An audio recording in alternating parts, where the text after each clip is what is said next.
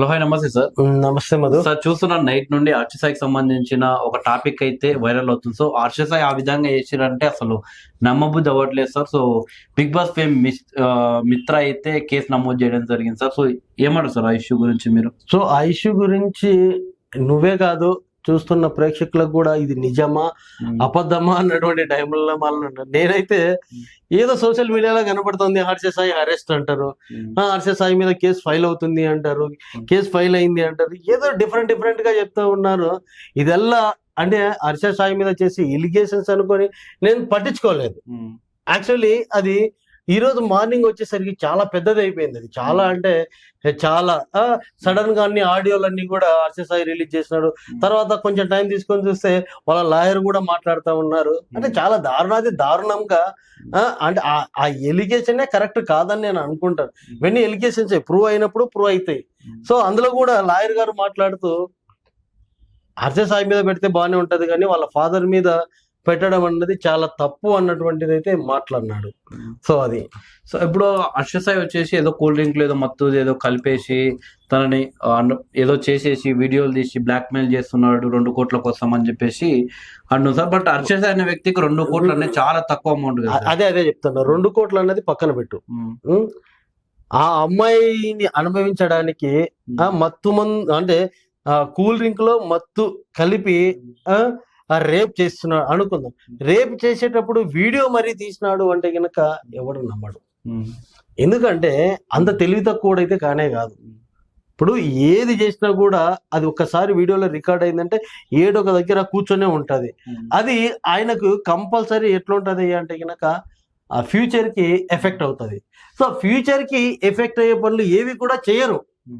So అంత silly పాయింట్లను కూడా ఆ ఎఫ్ఐఆర్ లో రాయడం అంటే కేసు స్ట్రాంగ్ అవ్వడానికి అది రాసినారు, అంతేగాని అందులో నిజం ఉంటుంది అని అయితే నేనైతే అనుకోను. 2వ పాయింట్ 2 కోట్లు అని మాట్లాడినాం. ఆ 2 కోట్లు అనేవి చాలా తక్కువ. కొన్ని లక్షలే వేరే వాళ్ళకి అట్లా పంచుతా ఉన్నాడు. ఆ 2 కోట్ల కోసం ఆయన అలా చేస్తాడని నేను అనుకోలేదు. సో ఆడియో రిలీజ్ చేసిన దాన్ని బట్టి మనకు అర్థమైంది ఏంట్రా అంటే కనుక నన్ను లవ్ చేయాలి, నన్ను పెళ్లి చేసుకోవాలి అన్నప్పుడు ఈయన దాన్ని అపోజ్ చేసినప్పుడు ఏదో ఒక రకంగా బ్లేమ్ చెయ్యాలి అనే ఉద్దేశంతో ఇలా చేస్తుంది అన్నటువంటిది ఆడియోలో మనకు కనపడతా ఉంది. మరి అది ఎంతవరకు నిజము అబద్ధము అన్నది ఒక ఇన్వెస్టిగేషన్ కంపల్సరీ చేస్తారు. మొన్న బెట్టింగ్ యాప్ అన్నది దాని మీద చాలా మంది మాట్లాడినారు, అన్ని చేసినారు. సో అది ఏంట్రా అంటే కనుక అక్కడ ఫిమేల్ అనేది ఎక్కడ కూడా మధ్యలో రాలేదు కాబట్టి అది కేసు కాదు, ఏమి కాదు. అది సుమోటో కేసు చేసినా కూడా మధ్యలో లాయర్లు ఉంటారు, వాళ్ళు దాన్ని ఏదో ఒకటి చేసేస్తారు. కానీ ఇక్కడ డైరెక్ట్ గా ఫిమేలే వెళ్ళి ఒక వెయ్యకూడని ఒక ఎలిగేషన్ నన్ను రేప్ చేసినాడు అన్నటువంటిది అండ్ బ్లాక్ మెయిల్ చేస్తా ఉన్నాడు.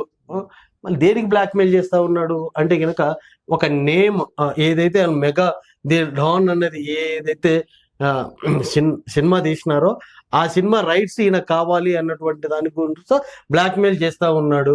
అది కూడా ఎలా చేస్తున్నాడు అంటే రేప్ చేసేటప్పుడు వీడియో తీసి ఆ వీడియో చూపించి దీన్ని సోషల్ మీడియాలో పెడతాను అని. సరే, ఈయన బుద్ధి లేకుండా నేను సోషల్ మీడియాలో పెడతా అని అన్నాడు అనుకుందాము. అది అనడానికి ఈమె ఎట్లా నమ్ముతుంది? ఇప్పుడు ఈయన తీసినది సోషల్ మీడియాలో పెడితే ఎవరి ఫేస్ రావాలి? ఇద్దరిది రావాలి. అంటే హర్షసాయి ఫేస్ రావాలి. అంటే హర్షసాయి ఒక 2 కోట్ల కోసమో లేకుంటే ఒక నేమ్ ఒక ట్యాగ్ కోసమో నేను ఇట్లా ఒకరిని రేప్ చేస్తా ఉన్నాను అని వీడియోలో మొత్తం కనపడతాడా? కనిపించడు. అంత సినిమా ఉంటుందా? అక్కడనే అర్థమైపోతుంది మనకి. అండ్ ఇది బయటికి రిలీజ్ చేస్తే అక్కడ హర్షసాయి కూడా కనపడాలి. కనపడేటట్టు ఎందుకు రిలీజ్ చేస్తాడు? So that is wrong. ఇంకొకటి మెగా టీజర్ లాంచ్ ఏదైతే ఈవెంట్ ఉందో ఆ ఈవెంట్ లో రియల్ హీరో హర్షసాయి అది ఇది అని పొగిడిన ఆమె సడన్ గా ఇప్పుడు ఇలాంటి ఎలిగేషన్ చేయడం అంటే ఏంటి సార్? ఇంతకు అంటే ఇప్పుడు దీని ముందే ఒక ఇష్యూ జానీ మాస్టర్ది కూడా అలానే నడుస్తుంది.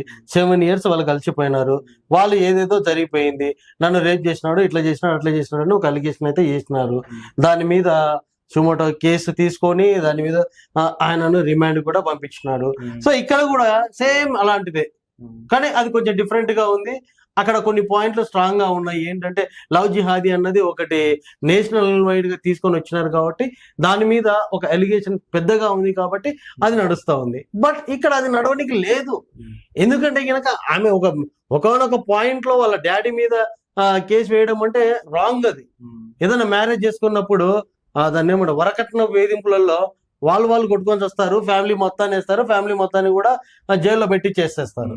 కానీ ఇక్కడ అది కాదు. ఒక అలిగేషన్ వాళ్ళ డాడీ మీద ఆయన ఇన్వాల్వ్మెంట్ ఉన్నాడా లేదా, అసలు ఆయన లేనే లేదు, మాట్లాడా సాక్షాత్ లాయర్ గారే చెప్తా ఉన్నారు.